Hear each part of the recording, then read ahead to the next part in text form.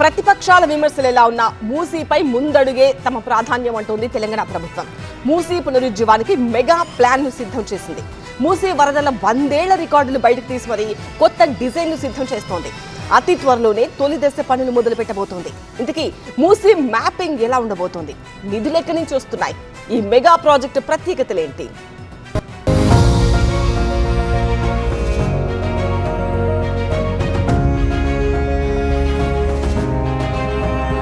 ఒకప్పుడు భాగ్యనగర జీవన వాహినిగా వెలిగి ఇప్పుడు కాలుష్య కాసారంగా మారిన మూసీ నది సరికొత్త చరిత్రకు సిద్ధమవుతోంది. నగర పర్యావరణాన్ని, ప్రజారక్షణను పూర్తిగా మార్చేలా ప్రభుత్వం ఒక ప్రణాళికను రూపొందించింది. హైదరాబాద్ నగర పరిధిలో 55 కిలోమీటర్లు సాగే ఈ మహా ప్రాజెక్టును 2 విడతలుగా చేపట్టాలని నిర్ణయించారు. దీనికోసం ప్రత్యేకంగా ఏర్పాటు చేసిన Musi river front development corporation ఆధ్వర్యంలో మాస్టర్ ప్లాన్ కూడా సిద్ధమైంది.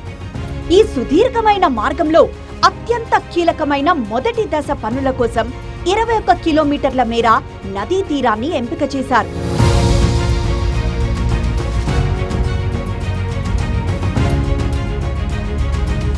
ఈ తొలి దశ పనులను 2 ప్రధాన మార్గాలుగా విభజించి పనులను వేగవంతం చేయనున్నారు. అందులో మొదటి రూట్ హిమాయత్ సాగర్ రిజర్వాయర్ నుంచి ప్రారంభమై 9.5 కిలోమీటర్లు సాగుతూ బాపుఘాట్ వద్ద ముగుస్తుంది. అలాగే రెండవ రూట్ గండిపేట దగ్గరున్న ఉస్మాన్ సాగర్ నుంచి మొదలై దాదాపు 12 కిలోమీటర్లు సాగి తిరిగి బాపుఘాట్ వద్దే కలుస్తుంది.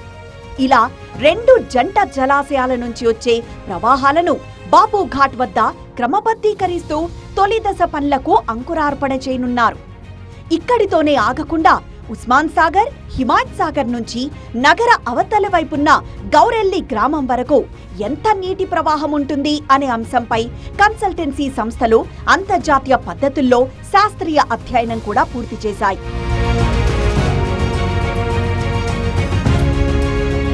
గత 100 ఏళ్ల వరద రికార్డులను పరిశీలించిన రూర్కీలోని నేషనల్ ఇన్స్టిట్యూట్ ఆఫ్ హైడ్రాలజీ సంస్థ తెలంగాణ ప్రభుత్వానికి కీలక సిఫార్సులు చేసింది. భవిష్యత్తులో అకస్మాత్తుగా క్లౌడ్ బర్స్ట్ లేదా అతి భారీ వర్షాలు కురిసినా నగరం మునిగిపోకుండా ఉండాలంటే ఏకంగా 1,50,000 క్యూసెక్కుల గరిష్ట వరద ప్రవాహాన్ని తట్టుకునేలా మూసీ నదీ గర్భాన్ని, దాని డిజైన్లను రూపొందించాలని స్పష్టం చేసింది. రూర్కీ నిపుణుల కమిటీ ఇచ్చిన ఈ నివేదిక ఆధారంగానే ఇంజనీర్లు ఎక్కడికక్కడ హైడ్రాలిక్ నిర్మాణాలను ప్లాన్ చేశారు. ఇక ఇంత పెద్ద భారీ ప్రాజెక్టులకు నిధుల సమీకరణ ఎలా అన్న దానిపై కూడా ప్రభుత్వం స్పష్టమైన రోడ్ మ్యాప్ ను కేబినెట్ ముందుంచింది. మొదటి దశకయ్యే మొత్తం అంచనా వ్యయం 7,345 కోట్ల రూపాయలుగా తేల్చారు. ఇందులో హిమాయత్ సాగర్ నుంచి బాపుఘాట్ వరకు 3,232 కోట్ల రూపాయలు కాగా, ఉస్మాన్ సాగర్ నుంచి బాపుఘాట్ వరకు 4,113 కోట్ల రూపాయలు ఖర్చవుతుందని అంచనా వేశారు. ఈ భారీ బడ్జెట్లో సింహభాగం అంటే 4,500 కోట్ల రూపాయలను ఆసియా అభివృద్ధి బ్యాంక్ నుంచి రుణంగా తీసుకుంటారు. మిగిలిన 2,845 కోట్ల రూపాయలను రాబోయే 2 ఏళ్లలో రాష్ట్ర ప్రభుత్వం తన సొంత వనరుల నుంచి కేటాయిస్తుంది. ఒకవేళ బడ్జెట్ పై భారం పడితే మూసీ అభివృద్ధి సంస్థ పరిధిలో ఉన్న ప్రభుత్వ భూములను అమ్మి ఈ నిధులను సమకూర్చుకోవాలని, లేదంటే ప్రభుత్వమే నేరుగా భరించాలని నిర్ణయించారు.